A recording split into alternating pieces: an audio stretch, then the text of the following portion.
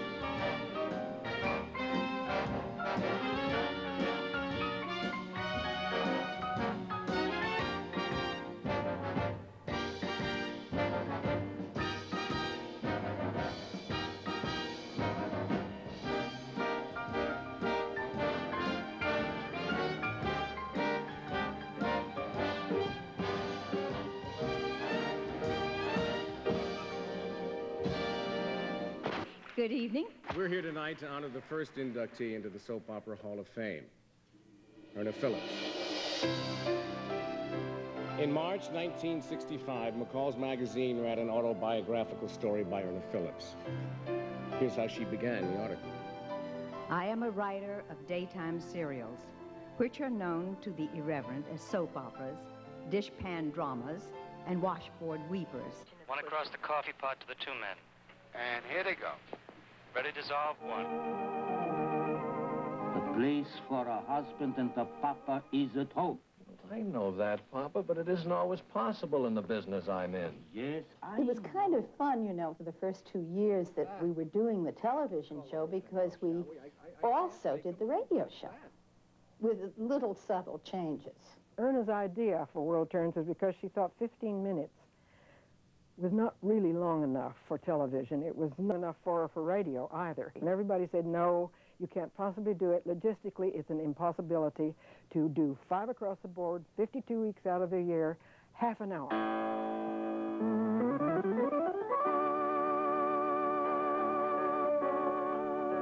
And now for the next 30 minutes, as the world turns. And there was at one time, World Turns had a rating of 16.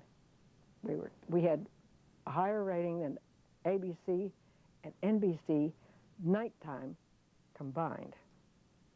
That's Erna. Now, if we start to look, I'm telling you right now that we are not going to look at houses. What do you mean? I mean that you're going to have to settle for an apartment. An apartment? Why? I'll tell you why. Because I feel, to me, that a house represents something that is too permanent.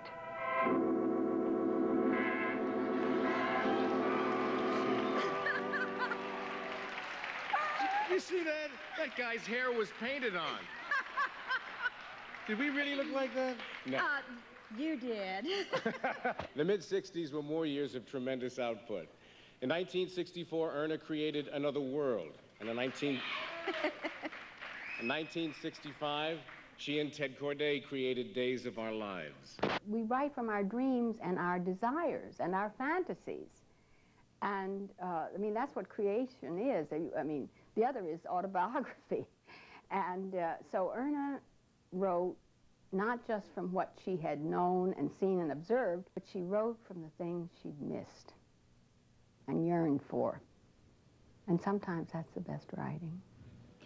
Tonight, for this inaugural event, it is our honor to officially induct the first member of soap opera.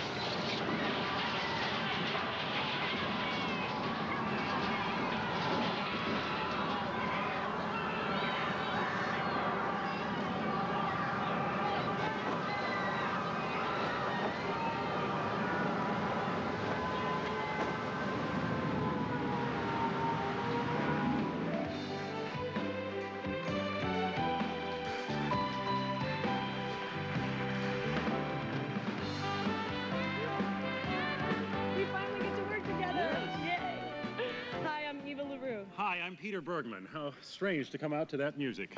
The tornado that devastated Pine Valley was more than a masterful spectacle. The storm threw several characters into the front-burner storylines that they were all waiting for. And the tornado and its aftermath is nominated for this year's Storyline of the Year. Throughout tonight's show, we'll see a sample of all the nominated storylines. Then later, we'll announce the winner. And from NBC's Another World, the nominated storyline is Cass's Manic Depression. Frankie, how could you do this to me?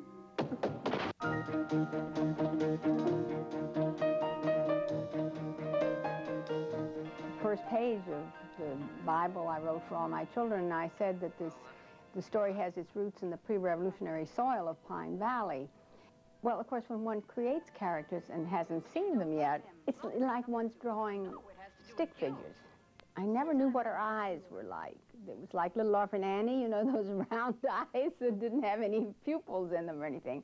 And then when we saw Susan, I knew she was Erica. The eyes came alive. I always knew that she had dark hair. She came in, she was in a red pantsuit. She's glorious looking. She's more beautiful in life, I think, than the camera. And she's beautiful on camera, but in life she is stunning. She had this dark, wonderful curly hair, those great big eyes, perfect teeth, dimples.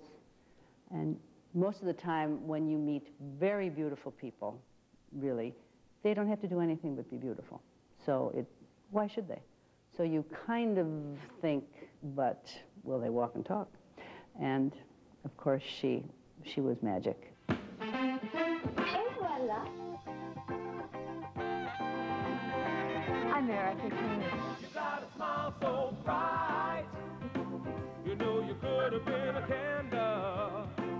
I'm holding you so tight. You know you could have been a handle.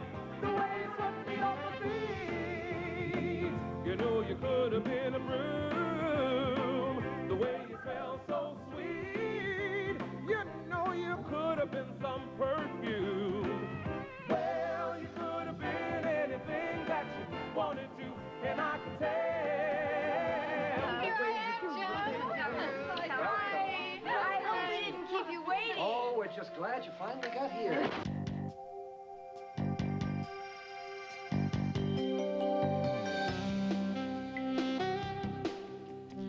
Jeannie, Tony, congratulations.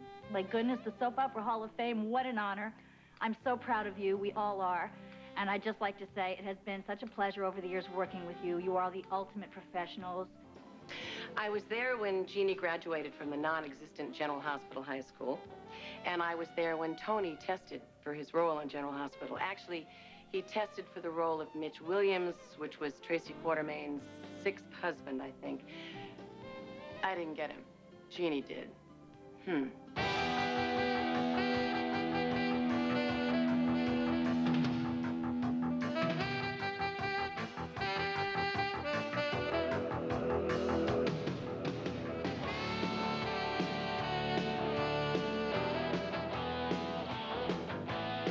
My curse on you, Laura and Luke.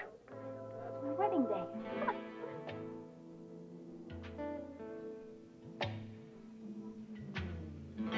You mean Laura Weber Baldwin wants to wait tables? Anything wrong with it? There's a lot right with it from where I'm standing. I know that you care about me. Damn it, Laura. I'm in love with you.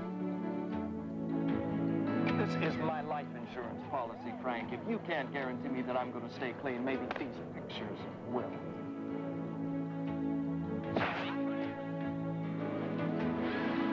I don't care how many pictures you took with my black book. They won't do you any good. You're a dead man.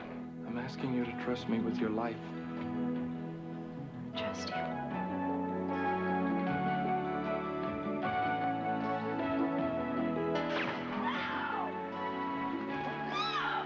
Bulletproof vests. Now, let's get out of this town and force.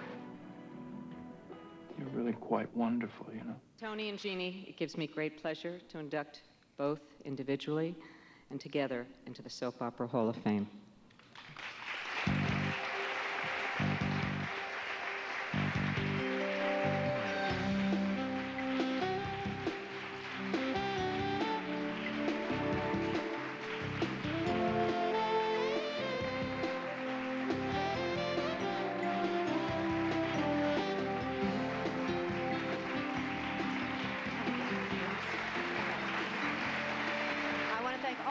coming, joining us tonight. I want to tell you how proud I am to be a part of this industry.